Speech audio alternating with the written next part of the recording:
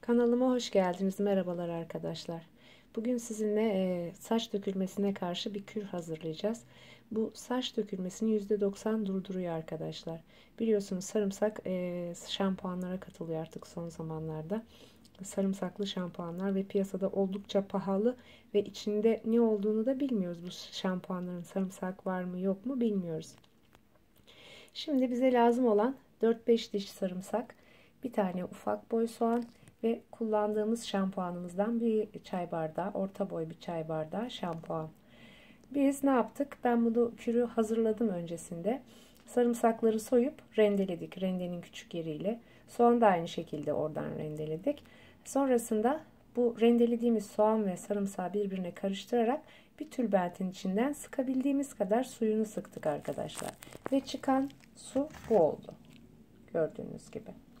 Şimdi şampuanımızı döküyoruz kabımızın içine.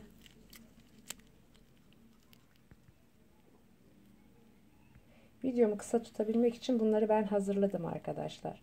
Ama sarımsağın saça olan faydalarını biliyoruz.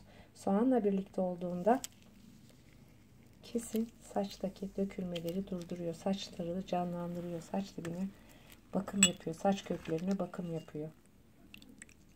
Evet, bunu da içine karıştırdık.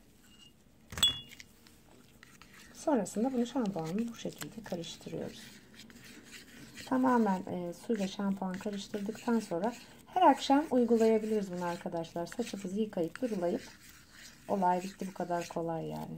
Bu şampuanla saçımızı yıkıyoruz. Saç yıkama işlemini bu şampuanla yapıyoruz. Bu bittikten sonra bir iki ay kadar ara verip tekrar bir tane kür hazırlayıp bu şekilde saç dökülmesini kesinlikle durduruyoruz. O kadar şey denedim ama bundan aldığım sonucu hiçbir şeyden almadım. Tek sıkıntı birazcık kokuyor olması. Onu da sıkıntı yapmıyoruz yani. Çünkü saçımızın dökülmesindense koku çok bir zarar vermiyor insana. Sarımsak ve soğan bir araya gelince çok güzel sonuçlar alınıyor arkadaşlar. Gelecek videolarımdan haberdar olmak için kanalıma abone olun.